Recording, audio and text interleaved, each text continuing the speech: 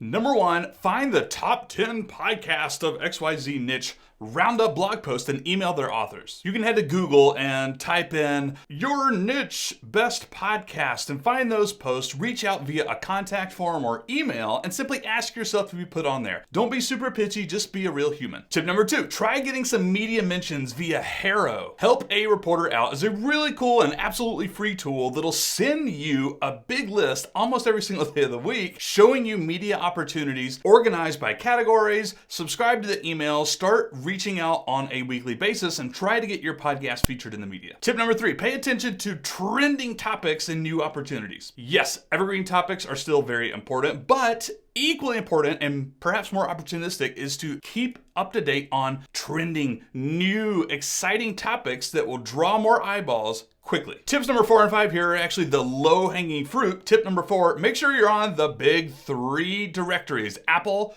Google, Spotify. Go watch this video up here and I'll show you how to do that if you're not already. Tip number 5, consider submitting your podcast to all the other directories. There's a bajillion of them out there. If you use something like Buzzsprout, you can see a bunch of them lined up in your dashboard and you could submit from there. But I also have a great article that I'll link to in the description below this video that has a full list of everywhere you can put your podcast. Tip 6, get your audience involved somehow. One of my students, Ryan, created a simple forum where his audience could write in questions that they have and he would answer them on his show, and he said his downloads skyrocketed after he did something like this. You can also accept voicemails. People can call in via an app like SpeakPipe, links in the description below. Get your audience involved, man. Tip number 7, find creative ways to reward your audience for sharing your show. For example, you could tell people to leave a rating review and send them a t-shirt or some other swag item. I created something called Dollar Boxes, which was a mystical little cardboard box filled with some goodies for my personal finance thing back in the day, and I shipped those out to people who dropped me comments, shared my podcast. Just get creative with it. Tip number 7.5, create a brand. No, but seriously, like creating stuff like this actually makes people more loyal to you and your show and your podcast and your brand. Tip number 8, have a little giveaway for people who share,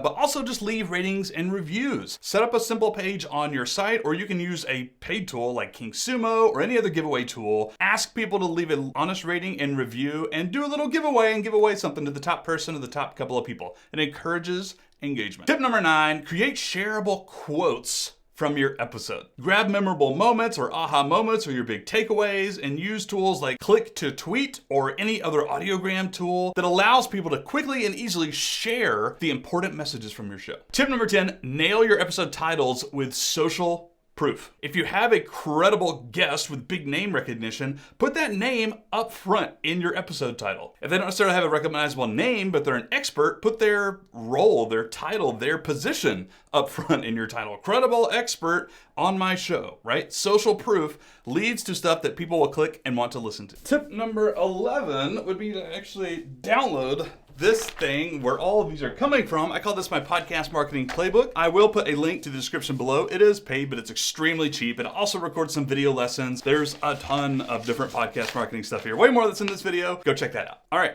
Let's get into podcast guesting. Tip number 12 would be to create a Dream 100. If you don't know what this is, by the way, go Google it, but basically it's a spreadsheet where you will track and organize all of the dream partners, the dream podcasts that you'd like to be featured on and be a guest on. In other words, just make a huge list, categorize them, and then track the process of partnering with them and collabing with them. Tip number 13 would be to start right now building relationships with those other podcasters on your Dream 100. Start replying to their emails. Go get on their newsletter if you're not already. Find them on Twitter, follow them on Instagram, and engage over the course of weeks and months so they'll get to know you just a little bit. And actually, tip number 14 would be to start building relationships with all podcasters and other podcasters, even people on your level, even people with smaller shows than you, even people in slightly different industries, different niches, not your exact niche, but your shoulder niche. You can actually get featured on those podcasts as well, and it just helps to have friends and build relationships in the space. Tip number 15, after you've had some contact with these people, the podcast you're trying to go on, is to actually reach out and pitch them. Again, after weeks and months of them seeing your face in their email inbox is when you want to send these. I have a full blog post, I'll link to it in the description below, that has some templates and will show you some guest outreach strategies and stuff like that. Tip number 16, write 2 or 3 pillar blog posts for your show. Yeah, I know you're a podcaster, not a blogger, but if you can take your main 2 to 5 big subtopics that you talk about all the time, write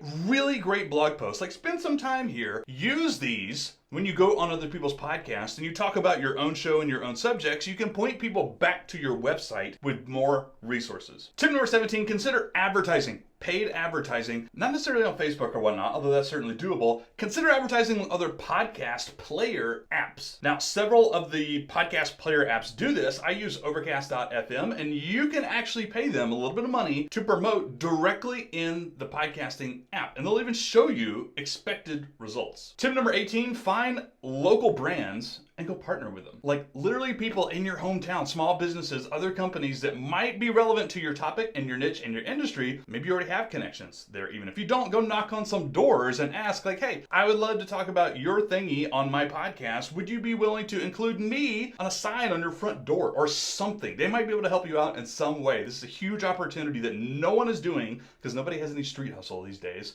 That's not true, but it's hard, right? Go find local brands to partner with. Tip number 19, consider using a Spotify embed player for your blog post on your website instead of your podcast host. I do this for roughly half, and there's 2 reasons. Number 1, if I ever switch podcast host, I don't have to switch my embed forms. The Spotify thing ain't going away. And number 2, there's actually a follow button on that embed player where people can follow you on Spotify. There's no hard data to support it, but this could help grow your downloads by getting more followers to your podcast on Spotify. Number 20, this is important. Write good intros to your show notes, either in the podcast description that you put into your podcast host that gets pushed out to Apple or whatever, and or your actual blog post with the embed player or something. The intro is key. People like me who listen to way too many podcasts will scroll their feeds, and I use that description, that intro, to decide whether I want to listen to it or not. So you need a good title, you need a great intro that compels me. The only reason you have one is to convince your audience to actually listen to the show. That's incredibly important. Tip number 21, keep your podcast intros, the actual audio, short and snappy too. So again, the hard rule of thumb here is 5 minutes. If you're not into your show content, the hard stuff, the interview, the main topic, in 5 minutes or less, people are bailing. If you want to talk about your day, if you want to talk to your co-host about how they're doing, do that. But just keep it short and snappy, and please get to the point. People are busy. They don't want to spend all the time listening about you and your recent cat poop issues. Where'd that come from? Tip number 22, get big guests for your podcast. Yes, people are busy, like I just said, but some of those celebrities, influencers in your niche, they have time for a podcast, and it's only an hour of their time, and you're going to promote them. That's actually a pretty easy yes for a lot of people, and those people can give you name recognition and build authority for you as a podcaster. Get the big guests, the celebrities, the big whales, if you will. Tip number 23, get smaller guests. Yes.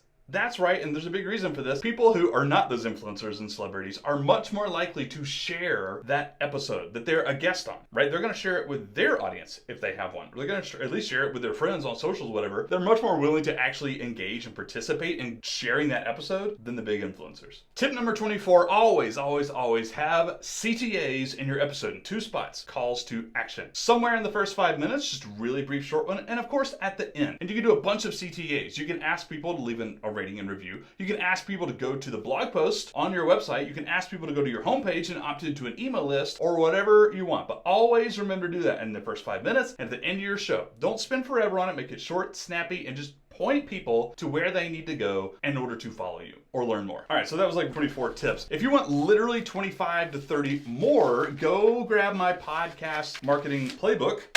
Super fancy. It also has some videos with more information. It's in the description below. Thank you guys. Happy podcasting, marketing, podcasters, and I'll see you next time. Like, hashtag, subscribe, comment, whatever to this YouTube thingy, and we'll talk to you next time. Adios.